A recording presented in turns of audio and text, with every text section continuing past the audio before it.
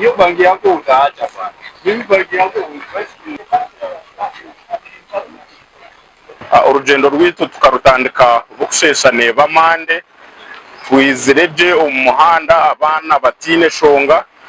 ati yahunkugambira turi Kakamega umuri Kenya.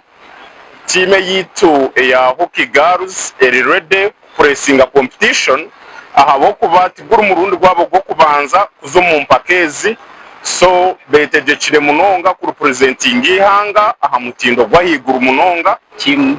boni kaha sefle Kakamega kano rugendo rwitu turi bire rubi